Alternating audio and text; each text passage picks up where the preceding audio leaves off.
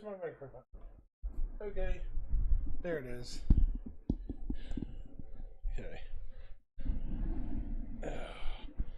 I'm tired. Yeah.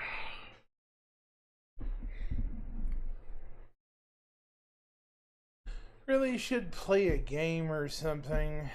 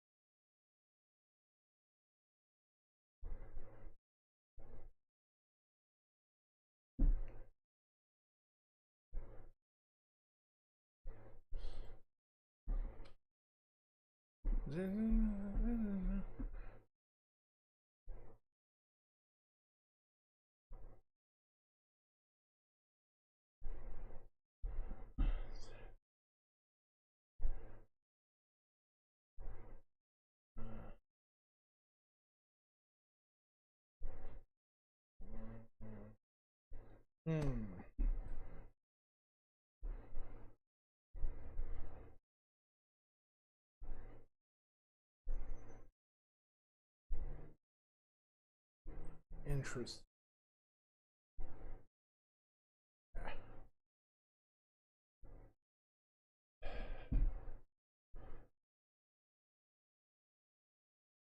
Kind of boring today. Hopefully everyone can hear me okay. So many people.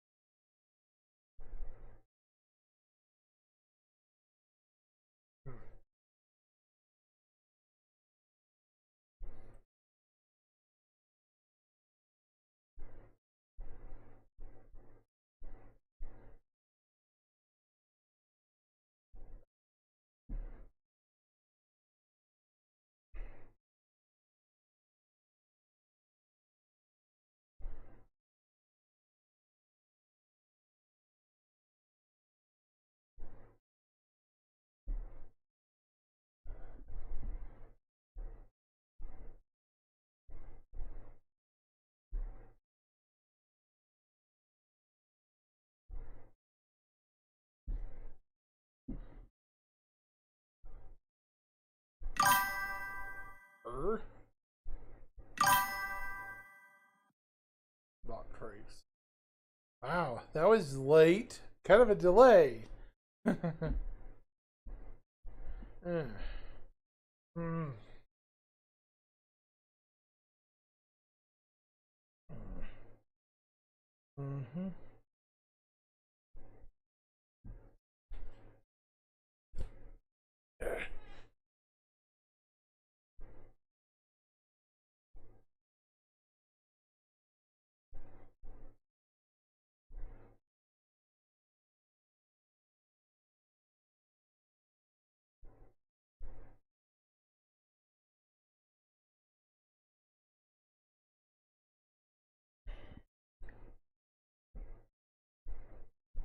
Let's see.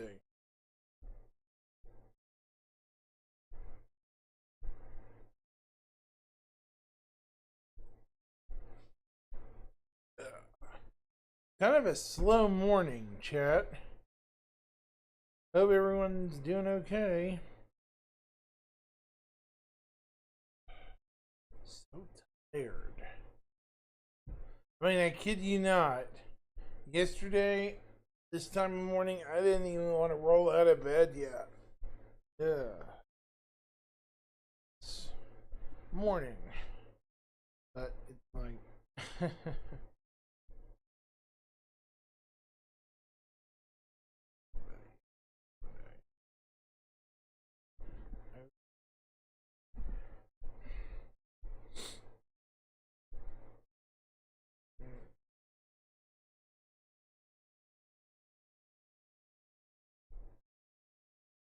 Turn any ones?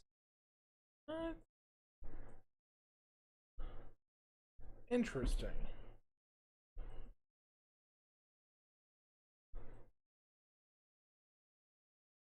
I've gotten some new subscribers. I've gone over the 80 mark.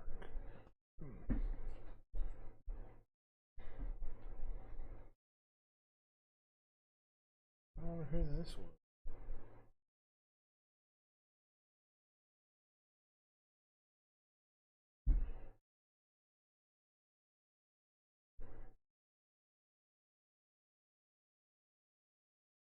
Huh. Last month,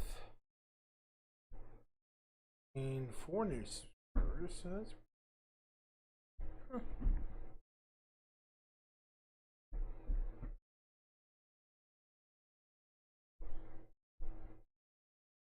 Up from 177, 4.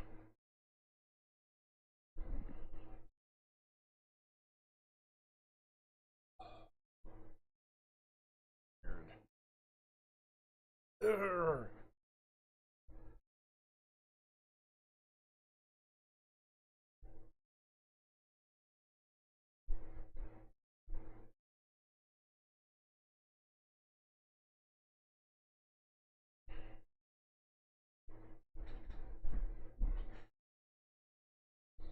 Mm. Ugh.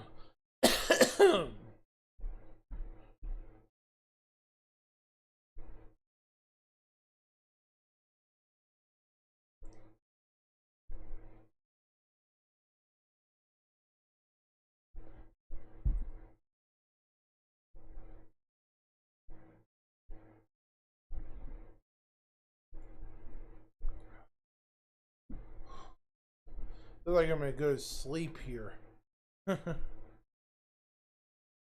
Might try this in a bit when I've had a little more rest.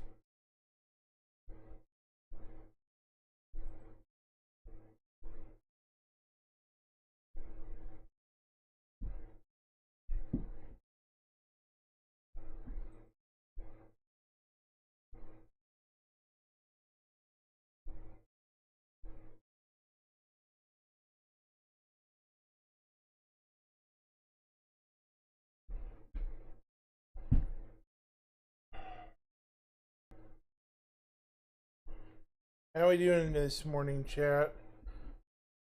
Hopefully well, I hope.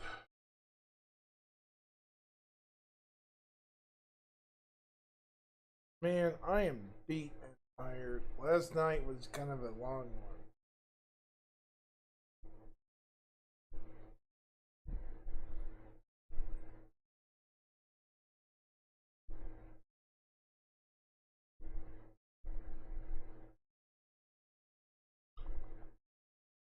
Unable to even stay awake.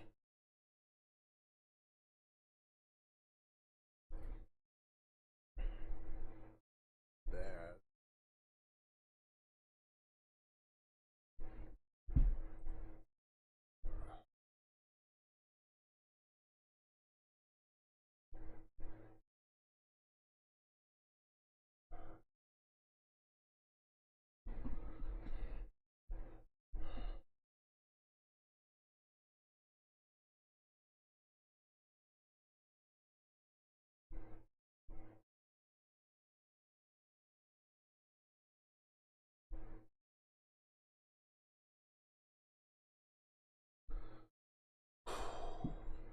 I feel like I'm about to drift off asleep. Jesus.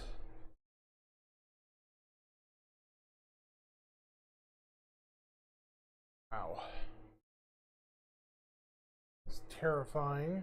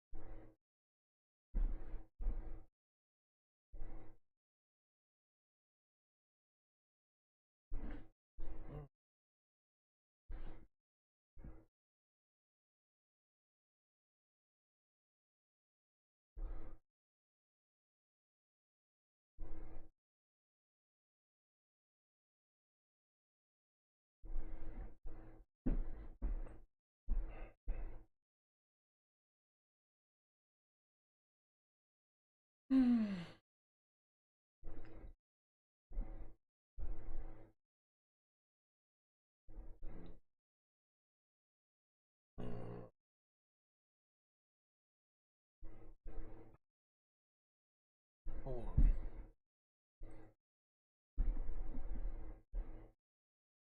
Not correct.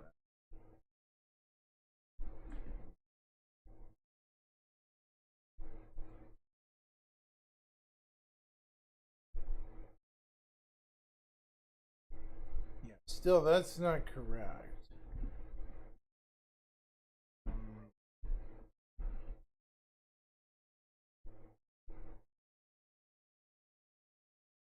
Hold on.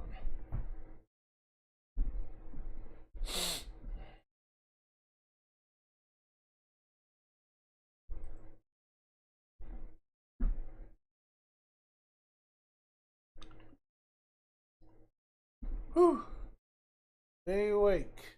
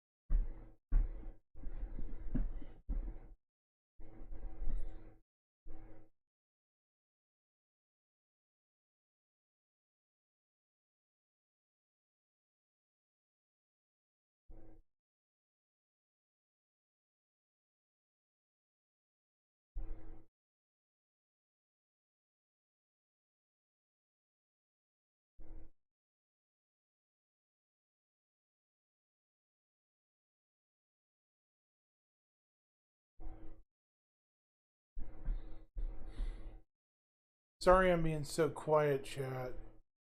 Trying to get my marbles straight. Brain is basically shut off at this point. And it's just ridiculous. My everything is just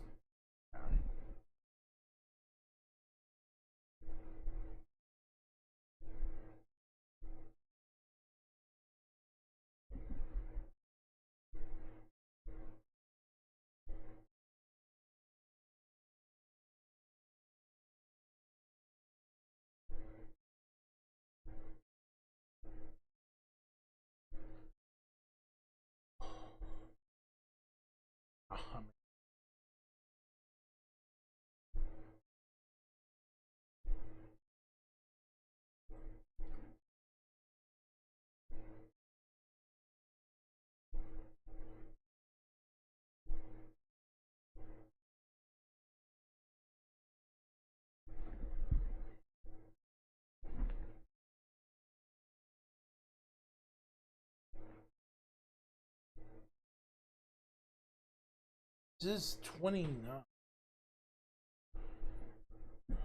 Oh.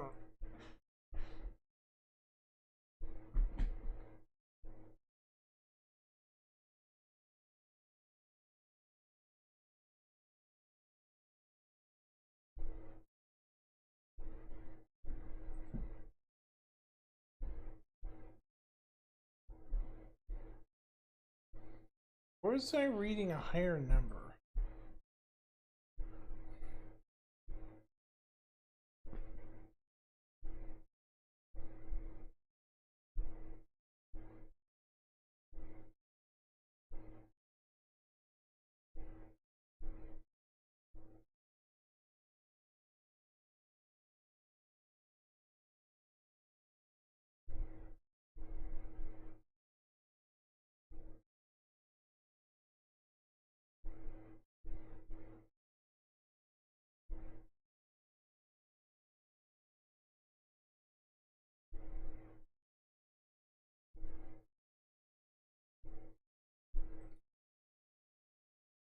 Sheesh. Man. Trying to stay awake, chat. I'm so sorry. Hopefully you can hear me, but man, kind of hard to stay awake when you're tired.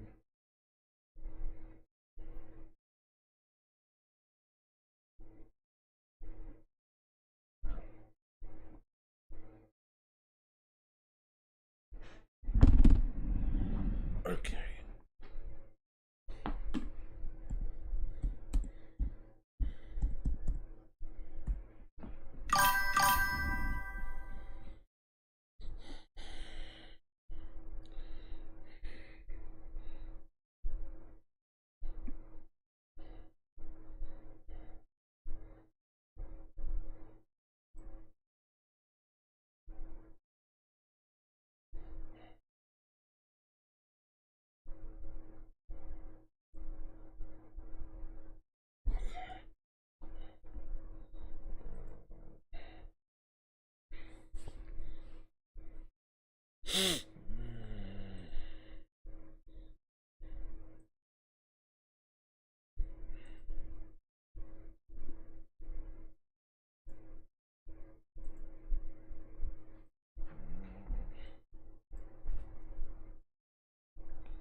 Okay. Mm.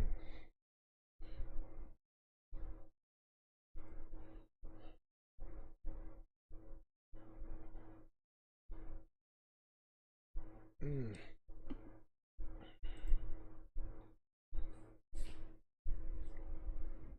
Where's my...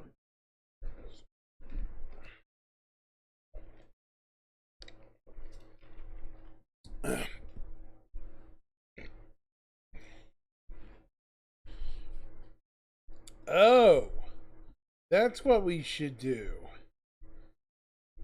A recap of what we saw at CitizenCon, which would be 2.5 hours of fun. Yes. Oh, looks like I offended somebody. That's okay. I don't care. Let's see.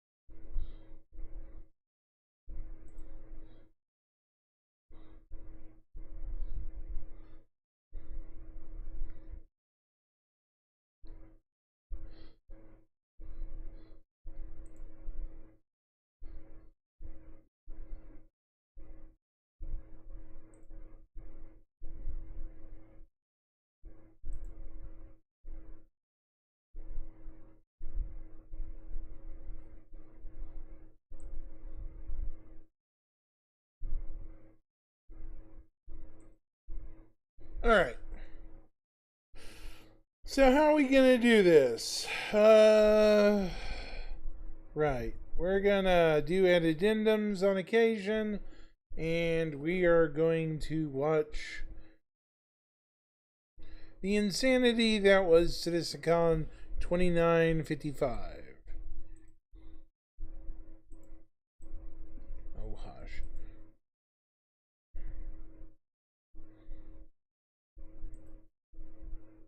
Hmm. Uh.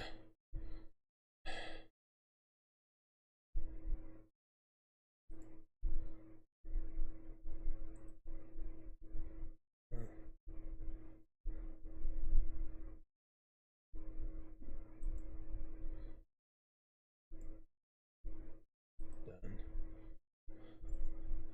All right.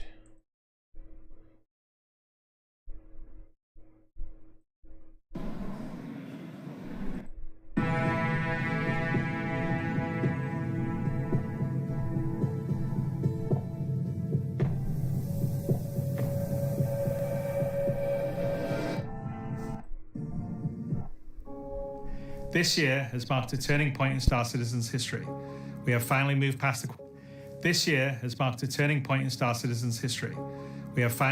the question of whether we can build an architecture to deliver a universe with incredible detail at massive scale, seamlessly, and where thousands of people can all play together.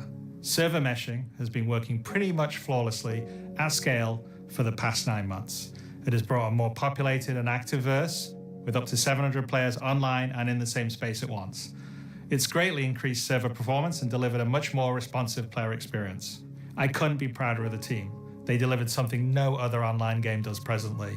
There may be other games out there that claim large player counts, or even the ability to mesh, but none do it at our detail, scale, and seamlessness. Of course, there will be continued improvements to server meshing and to Star Engine, but having moved past this last big technological hurdle has allowed us to finally focus on quality of life and stability improvements, something that has long been. Yeah, but can I just say one thing, Chris? Can we please, for the love of God, go back to doing...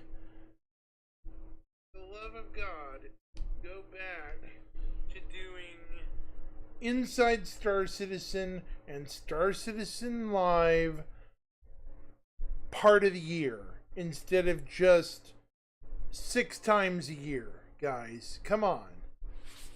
I mean, I'm not trying to be rude, but come on, man.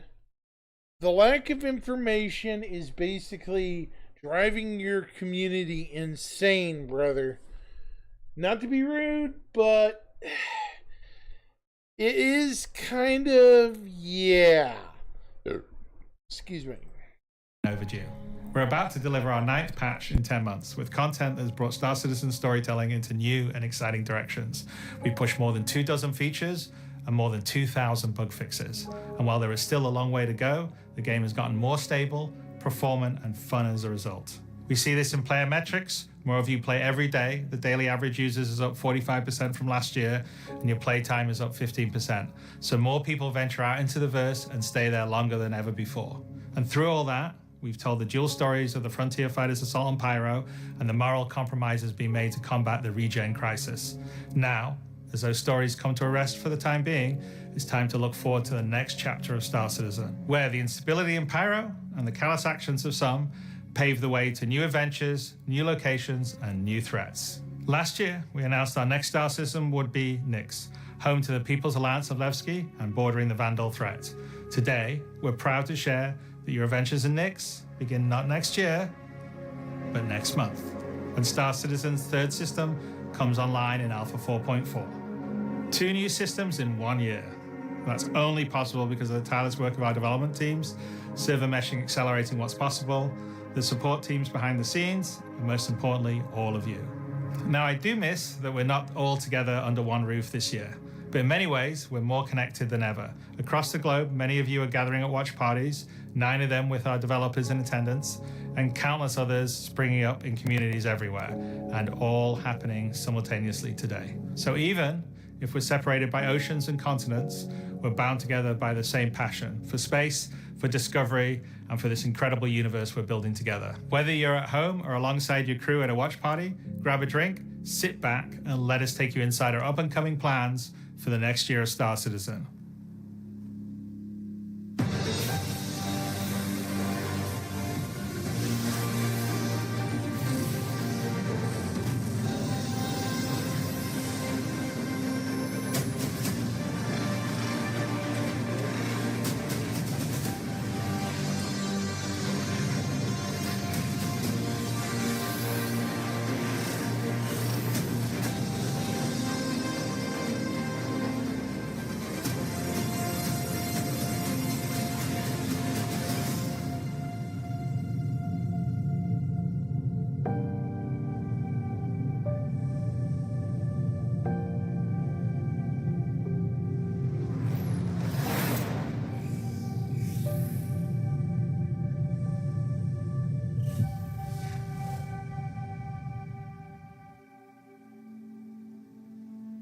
With the foundational technology now in place, the content development of the game is no longer restricted, allowing us to forge ahead with building out our first 5 star systems. Nyx will see the much-loved Levski landing zone added back to the verse, while also bringing you one of its most iconic landmarks, the Glacian Belt. Here, you'll experience a new combined arms operation that will introduce new factions and new adventures for you to discover. With this edition of our 3rd star system, we're also going to do something that's at the heart of the entire Star Citizen experience, and that is to build it right in front of you. As we have done this year, with the addition of several major locations, such as the Hathor facility or the Lazarus complex, we will continue to unveil new Nyx content throughout the year.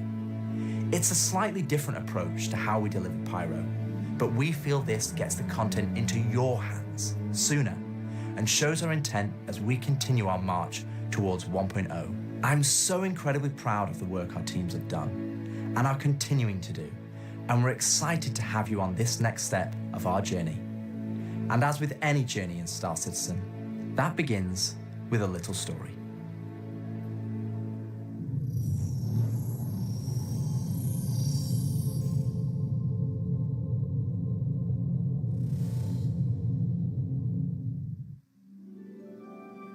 In 2025, we introduced two major storylines spanning multiple patches, creating a living backbone for adventure across the universe. The first was Pyro Must Burn. It connected Stanton to Pyro and introduced the Frontier Fighters, who are relentless, brutal, and determined to wipe out any threats that cross them. And with this month's release, you'll now take part in the conclusion to that storyline. The second was Science Run Amok, with the Regen Crisis throwing the Empire into chaos, and you all jumping in to help the various corporations respond. Through that journey, we pulled back the curtain on ASD and its shady practices, uncovering long-forgotten Onyx facilities, and met new characters like Dr. Logan Yorit and Detective Arkham Meller of the Hokro Agency. And just like the Pyro Must Burn storyline carried us into a new system, Science Run Amok is now setting the stage for Nyx, the next step in the larger story we're telling on the road to 1.0.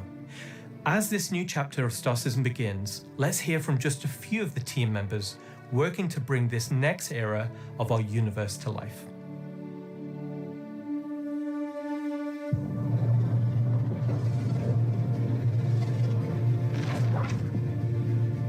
When the Nyx system was first discovered, the United Empire of Earth, the UE, came out and did scans and kind of found out that the system wasn't really worth settling. The planets were too hard to terraform, the resources were too tough to get, so they opened it up. And one company saw opportunity where the UE didn't, QV Planet Services. And so they expanded into the system and tried to mine as much as they could, making a very slim margin by the sheer quantity of I am here. It's just that it's hard to pull up the window and type in responses while watching this. I do hope you can hear me, Luna Maria. resources they were pulling out. The system itself sort of ran its course from sort of a large corporate interest perspective, and then was mostly left abandoned. Now, this ended up being the ideal situation for the People's Alliance, who were a group of revolutionaries who were trying to overthrow the dictatorship of the Messer regime that was going on in the Empire at the time. So they went to the Nyx system and established what became known as Levski. They wanted to make it everything that the UEE wasn't at this time. They set up what they saw as their ideal society, where everyone's voices would be heard, where everyone would be equal. But they've fallen onto hard times. So Nyx today is kind of at an interesting point in its history. Now that the UEE has kind of transformed itself into a democratic society, what is their role? What are the People's Alliance rebelling against? And they still see the Empire as being inherently unfair. They see their role as still trying to create a free and fair society. But on the other hand, they have more problems than ever. And there's new threats lurking around every corner. And they have to ask, are they prepared to handle that? Or do they need to turn to the UEE for help?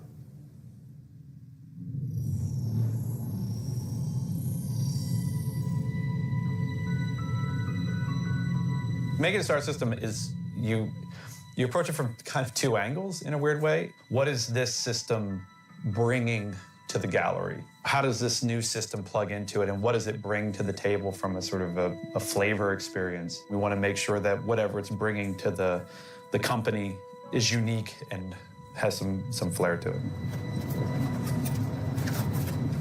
So the Nyx system is a remote system where people want to go and live free outside of the pressure and influence of the UEE. It's a remote and rugged system with a lot of hostility coming from the ever-present threat of Vanduul. It's kind of like a frontier-esque thing. It's not lawless like Pyro, it's just kind of out there. Pyro's more like a Mad Max wasteland, and Nyx is more like Silverado or like Deadwood, right? It's kind of like a smaller scope. The emptiness and the loneliness is the defining factor. You're still going to find gangs, you're still going to find hostile presences, but it's where people go if they want to live off the grid. The People's Alliance is the main peacekeeping force in Nyx. They were unhappy with the direction that the Empire was going under the Messers. They got out. They said, we're just going to start from scratch, build our own society, but build it the way that we think it needs to be built. They're not perfect.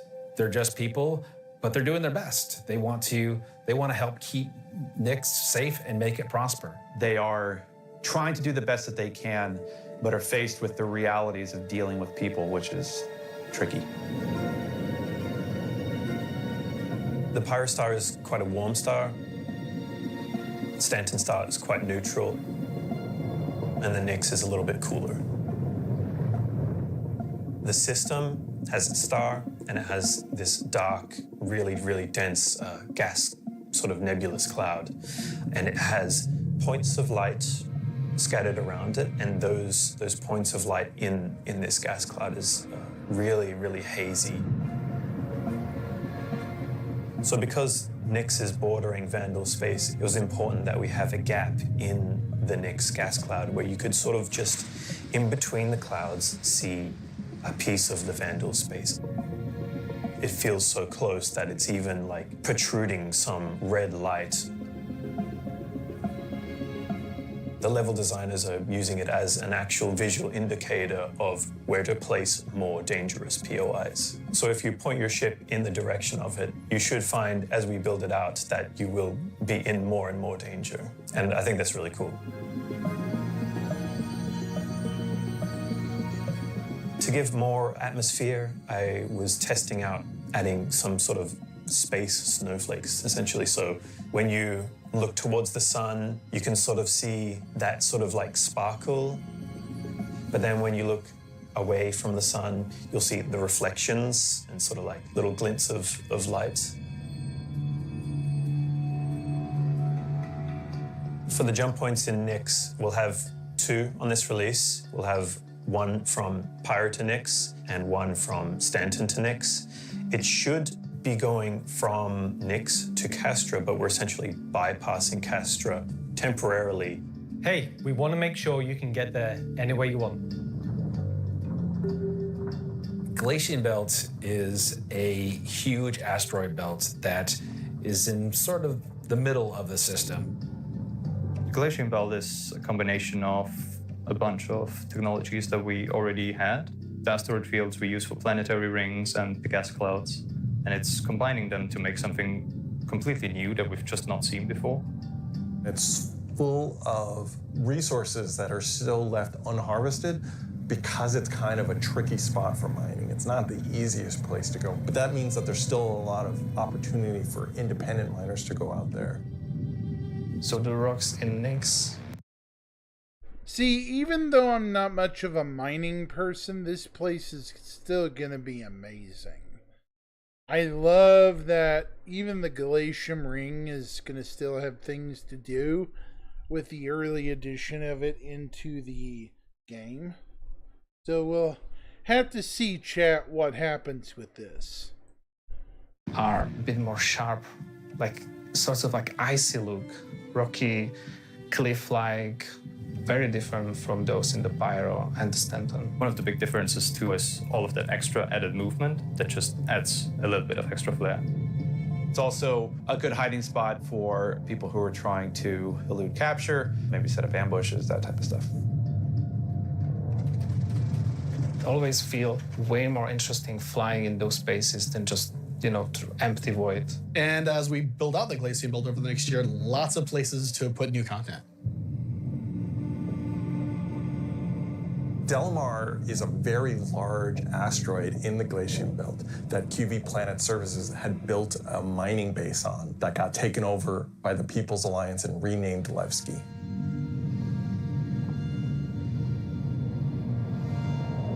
Levski is our first and biggest social outpost for Nyx. It's kind of like the place where you stop before you do your panning. So it's kind of a San Francisco before you go out to the gold rush. It's going to be the central hub for trade and hauling and all of the commerce within Nyx and also from Nyx to other systems. But it does have a CD underlayer to it. Over the years, Luna, if you're there, are you excited to go back to Nyx or Levski? Very excited. Are you super excited to go back to Nyx and Levski? I'm excited to go back because, man, it's been forever, hasn't it? It's been 4 years, almost 5 years. We've waited a long time for this, haven't we? Sorts of improving the generation method of those asteroids to culminate towards this specific point to make large explorable location. When you fly towards the Levski, you see this huge gas ring around it, scattered small, mid-sized pieces of the asteroids. Well, Levski is immediately apparently unique by the fact that it's a facility clamped onto the side of an asteroid. The breathtaking views of looking into the belt instantly gives it a unique charm and flavor. As you approach, you'll initially see a very dramatic borehole that goes all the way through the asteroid. You'll also see, growing out from there and alongside Levski, there will be landing pads along what I'd call the spine. Lots of industrial pipes and transport systems to bring out the refined mining materials when it was a mining station. Before, we were using an actual planet, so we had all of the space available to place all of these structures. But now it kind of meant that we had to create an asteroid which has the appropriate size to.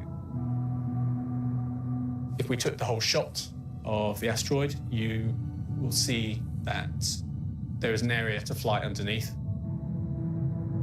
We plan on bringing in Hull C gameplay, so this is exterior cargo elevators. So as a team, you will be able to load and unload cargo. There's a lot more movement on the exterior, such as the cargo trains going around tracks. It's now going to be fully EVA-able. There will be walkways around the main landing zone to walk on using gravity plates, but you can drift off and kind of go wherever you want. They can explore fully the whole place, which is great.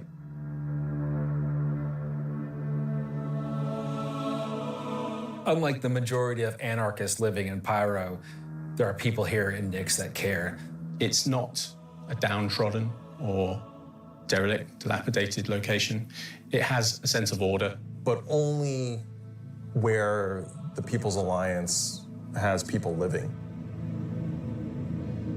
We've had Levski before, and we've updated it quite substantially to be more in line with the newer features that have been put in since, but also visually. And there's been a lot of quality of life fixes that we've wanted to add and bring up to like a good standard for a landing zone. Gracing the main lobby of Levski is a large statue of Anthony Tanaka, who was a child worker. And was being worked to death. All of them were.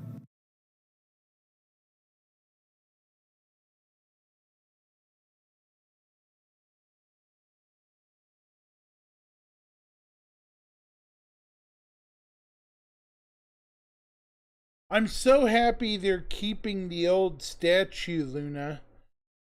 They kept the old statues. It makes me so happy, you know? that they're keeping the old statues.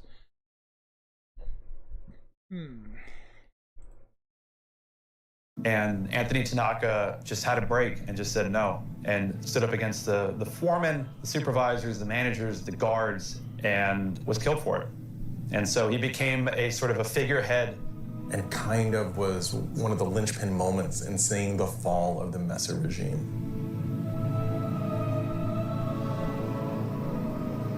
So if you take the elevator up to the top deck, you'll see the top view and the cargo area as well. So you can go through the cargo shop. You've got your normal kind of cargo needs. You'll have ability to trade and buy your tractor beam and other gear that you need. So if you were to die in the Nyx system, then one of the places you might come out from is the hospital in Levski, which is called the Mercy Hospital. So Mercy Hospital is just basically, it's a local med station for all the residents of Levski, anybody traveling through the system. Again, they're trying to provide as good medical help for people as they can. When you arrive at the HABS location, you'll be presented with a lobby, elevator bank, and then you will take that transit to the HAB room. At least make sure to cook it all the way through. So within that room will be pods. And that's where the original miners would have lived. They're not the nicest, and they're a bit messy, but they're a home for people in Levski. If you head down to the lower view deck, you'll go through into the Grand Barter, which is your main social and commercial area of Levski. This is where you will see market sellers selling their wares. There will be stalls, there will be kind of more embedded shops. And that includes things like Corderies, which is your armor shop, and also conscientious objects, which is for weapons. There's also one of my favorite places, Cafe Museum, which is where you can go down into some of the more rocky depths and grab yourself a drink, and you never know who you meet down there. If you explore a bit more around the Grand Barter, there's other routes around and little side passages. There's another shop that's away from that area called Teachers. Teach's Ship Shop is basically where you would go if you were looking to pick up a used ship, buy some ship parts, fix up your old ship, find some new stuff, sell some scrap. We've closed up Dumpers Depot for Levski, and everything that used to be sold there will now be sold at Teachers. Another new area, as well as the cargo shop that we've added, is the refinery deck for Levski. That's where you can take your processed goods, not just from Levski, but from the rest of the Nyx system, and refine and sell those goods there. As a lot of the content in the next coming releases for Nyx is going to be mining related. So it's super important that Levski is a really nice hub for mining type of gameplay. So we're really happy to bring Levski back into the game. It's been gone for quite a few years now. I think it really provided a unique environment of it's run down, but the people who live there love it and are working their hardest to make it a great place to live. This is a location that has a lot of nostalgia for you guys, and we don't want this just to be a re-release. We do want you to go, wow. It's not going to be as complete as Pyro was when it first came out, but it's going to be our first iteration, and you're going to be able to see it grow as we work on it. Like with everything, we're always learning and improving and finding new ways. I mean, is there anything more Star Citizen than just building the system while the players watch us build it around them? It's going to add a nice dynamic to Stanton and be a much more calming of, style system than Pyro. The people that would have played it before are going to love to see this come back, and the people that haven't seen it before, it's going to be a great new location. This is the first time that I'm going to be able to touch stuff and kind of bring my own content to the game, and that's really exciting to me. Levski coming back into the game is a huge milestone. Come back.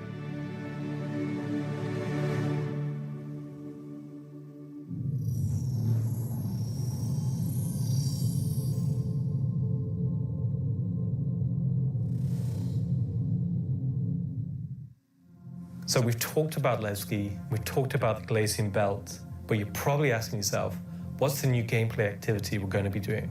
So let's find out.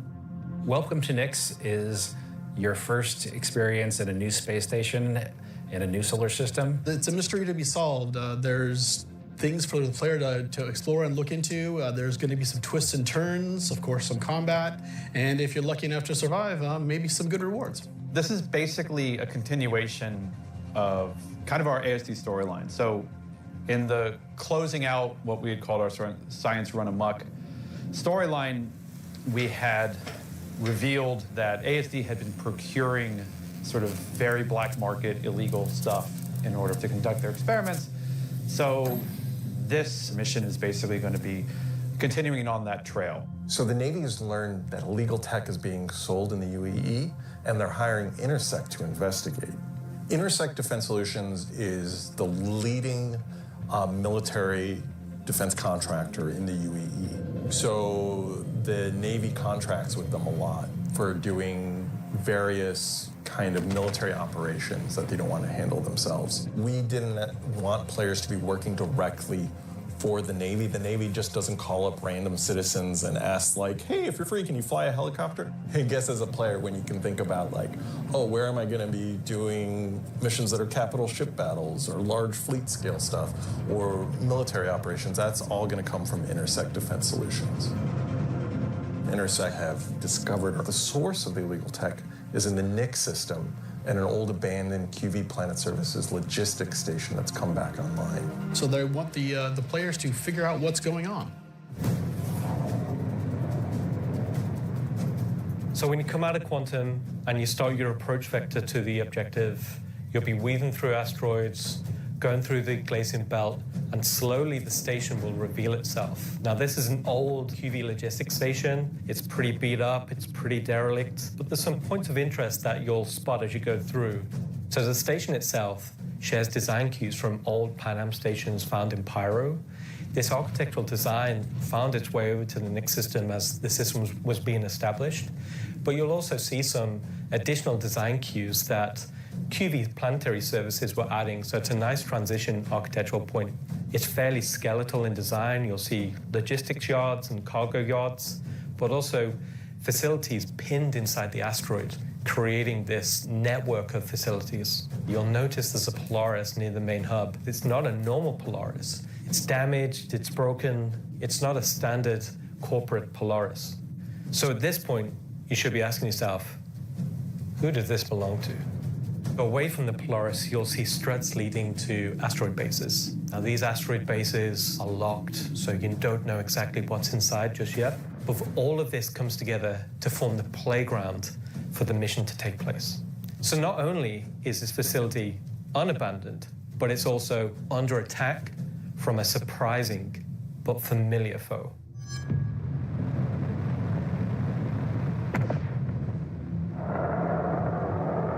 Here they come.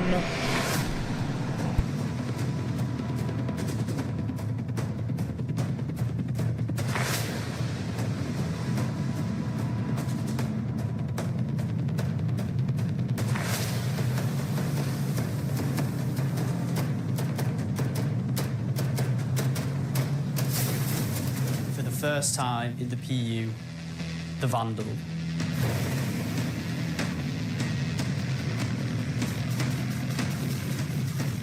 So the Vandal are a nomadic, very, very, very violent spacefaring race.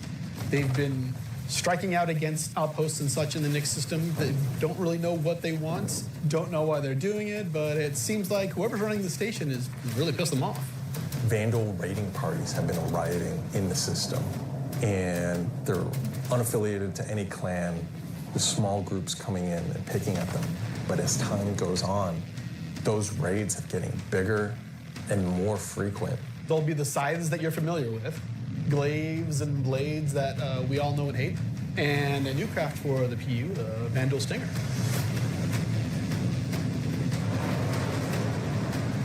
You will be contacted by some civilians on arrival asking you for help. So at this point, you have a choice. You can either bug out, mission over, or join the fight.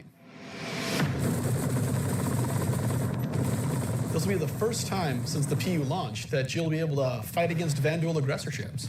This fight will be intense. The player should be able to deal with them, but they will have to be prepared and they'll have to come back in to fight off this initial wave, and that won't be the end of it. After you fight off the Vanduul ships, the mysterious inhabitants of the station invite you to come on board. Which Intersect sort of will encourage you to do because it'll help further their investigation against what's happening here, why these QV stations have come back online. You dock your ship, you board the station, and it turns out the inhabitants here have a real surprise for you. The player will be immediately ambushed. These guys are not your friends. Of course, it's not going to be easy because the people that are inhabiting the station are going to fight you every step of the way. The fight will be challenging, but this definitely will be the warm-up phase of this mission. This will be the players getting a sense of what exactly is going on here, who these new people are. They'll be in unfamiliar armor. They'll be wielding unfamiliar weapons. And we want you to get a sense that you are in a new place, in a new territory, fighting a new faction. So after you survive this initial ambush, you get back in touch with Intersect, and obviously the question is, who are these people? Why are they attacking? Why are the Vanduul attacking them? At this point, there's more going on here than anyone thought. The directive from Intersect is to explore the station and collect as much information as you possibly can. Along the way, you're going to get to explore some new areas. It's not just the space station. There's the disabled capital ship. There's asteroid bases nearby with obvious installations there, other forces that the Vanduul have been attacking. There's a debris field. Explore the locations in any order you want and try to find out who these people are and why the Vanduul are after them. You'll find new clues. You'll find ways to solve the puzzle of what's going on at the space station and find out what kind of loot they have for you now that you've beat them. And of course, this is a legally open station, so anything you find is yours to keep and sell, maybe even give to Wicklow. This isn't just a one-time event. This is a permanent sort of mission that we're going to be adding to the game. You can go back and repeat this mission and find ways to do it even better, even faster. There'll be a different story and different flavor. Obviously, we can't have the same thing happen every time. There'll be other missions that Intersect will offer to you based on the evidence that you found. Now you know the real story, and you can start digging and giving more information to Intersect along the way.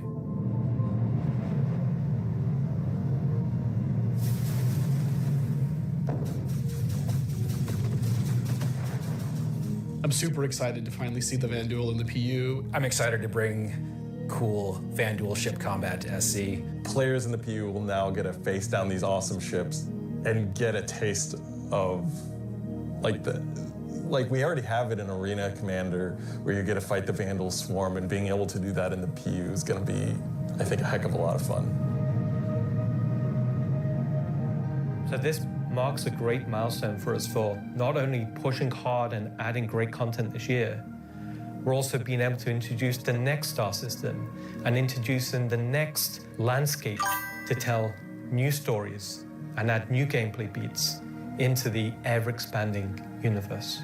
So we'll leave 4.4 there. If you're at one of the watch parties, please raise a toast to the great work that all the teams have been doing this year. And I'll be right back in just a few minutes to look ahead at some of the things coming in 2026.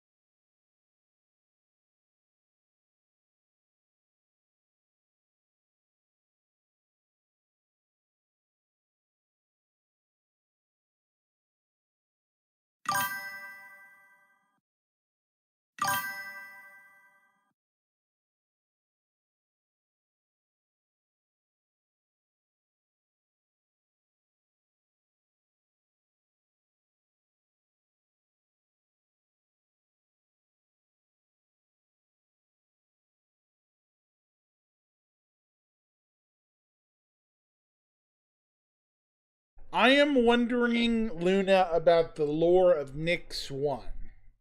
They're going to have to rewrite that lore drastically to explain why it's a habitable planet. Because last year, it looked like a dead rock, right? So I'm wondering how they're going to describe Nyx 1, you know, in terms of, right?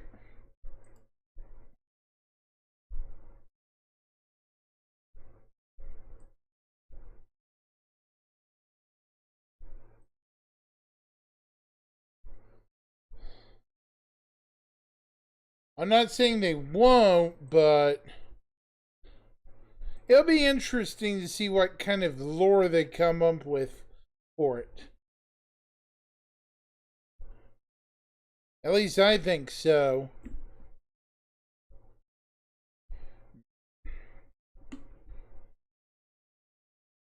It'll be something, I guarantee you.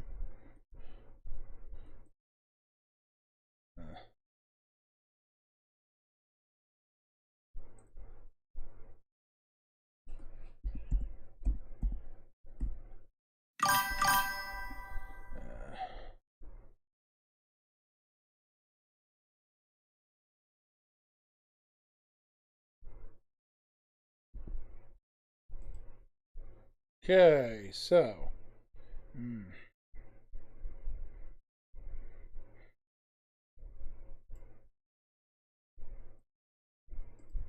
Hello, everyone, and welcome to.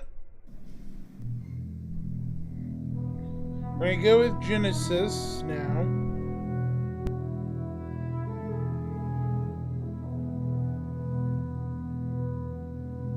At Cloud Imperium Games, we believe art inspires the best technology. And through the development of that technology, it pushes us to create even better art. When Genesis comes to the persistent universe starting next year, it will change how you experience every world. And not just in the building of the new planets for the Nyx system. We will also go back through Stanton and Pyro and reimagine them through the lens of our technology.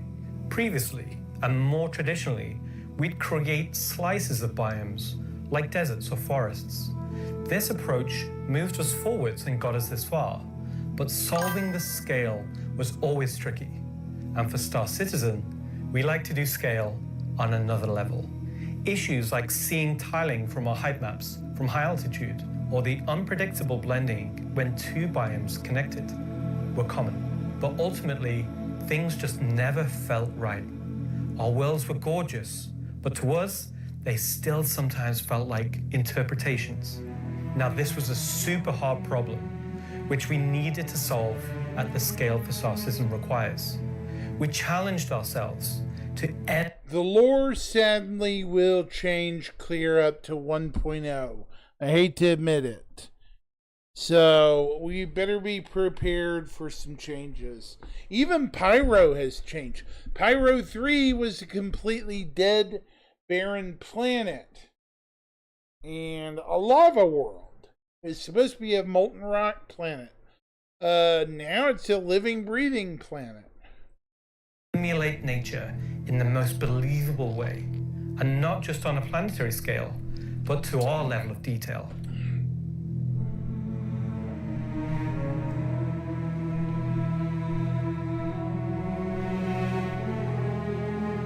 With Genesis, we've made a complete paradigm shift to how we do things.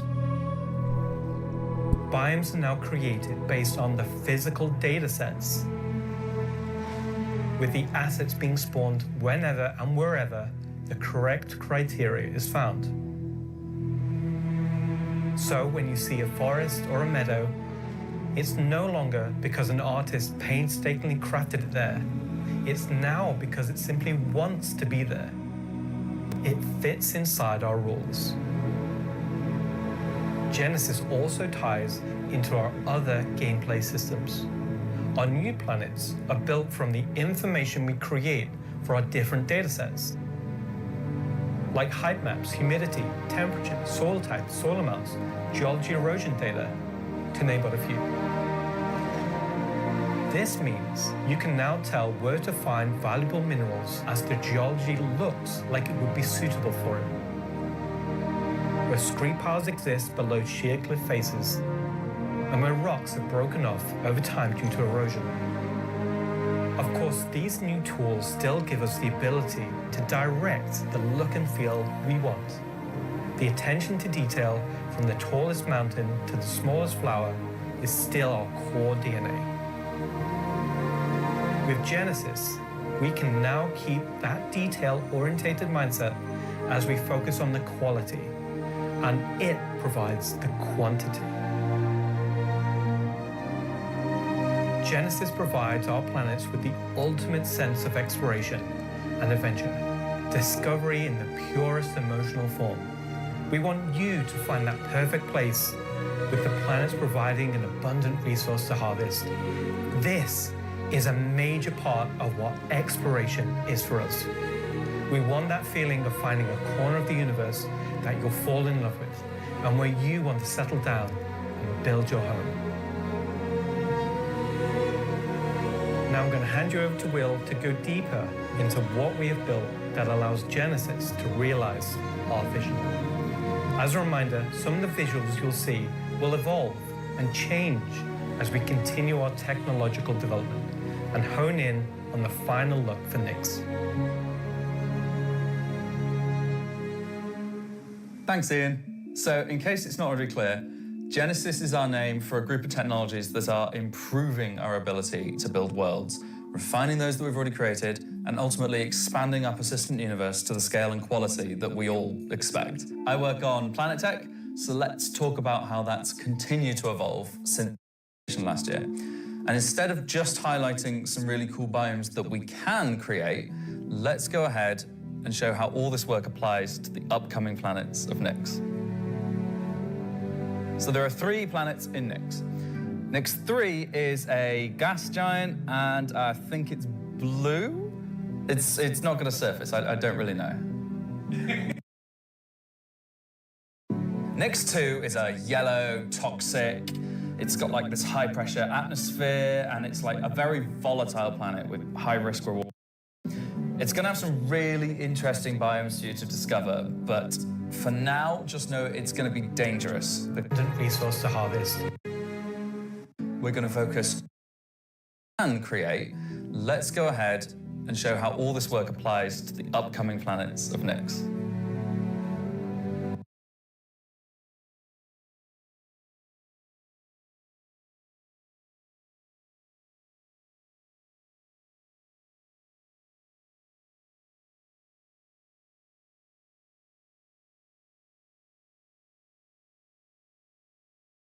So there are 3 planets in Nyx. Nyx 3 is a gas giant, and I think it's blue. It's not going to surface. I don't really know. Nyx 2 is a yellow, toxic. It's got like this high pressure atmosphere, and it's like a very volatile planet with high risk reward gameplay. It's going to have some really interesting biomes for you to discover, but for now, just know it's going to be dangerous, because today we're going to focus on what we consider to be the hero planet of this system.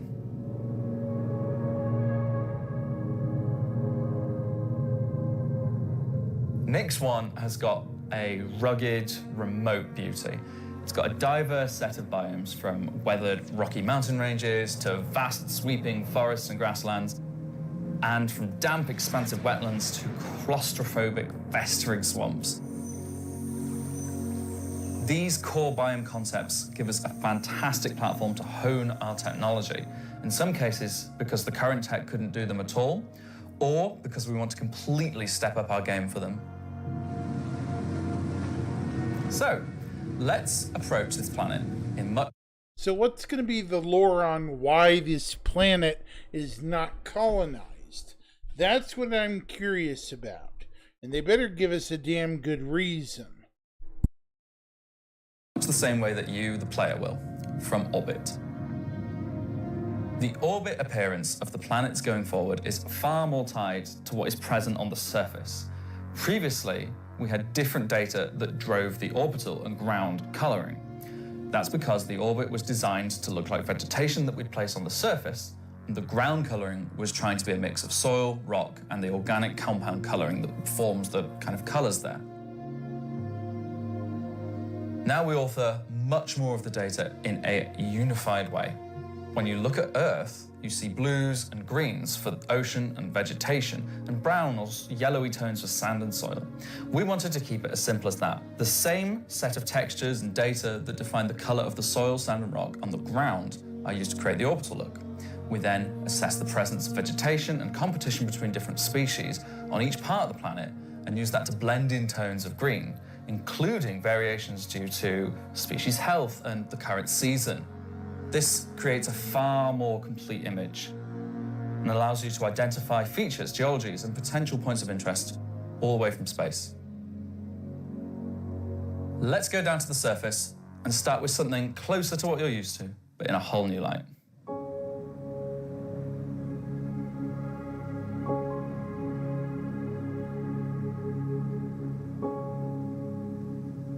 When we approached the surface of the planet, we wanted to start by focusing on just the soil and rock. One of the things that was missing from our terrain previously was simply feature complexity. Looking at our contemporaries, we lacked detail at the ground scale. To combat this, we've added a new layer of data. That layer is called the medium tiles. These are intelligently placed on top of the existing 4-kilometer terrain tiles based on slope, soil type, and other erosion data. And these medium tiles don't just create height changes, they also bring in local erosion data both for soil and bedrock size values. And this gives us a whole new level of terrain detail, of scale, and allows us to create far more unique locations across the planet. So now that we've nailed the surface, let's have a look at adding some rocks. We've now got two major contributors to the rock content of our planets. Firstly, long-desired feature, cliffs. We are adding large-scale, very detailed to all our cliffs based on the geology at a given location. This adds an exciting new dimension to steep slopes that we simply couldn't get before. The second is a big one for you ground vehicle enthusiasts. Rocks are now found not scattered everywhere, like spilt popcorn at the cinema, but only in places you'd expect to find them, thanks to a brand new rocks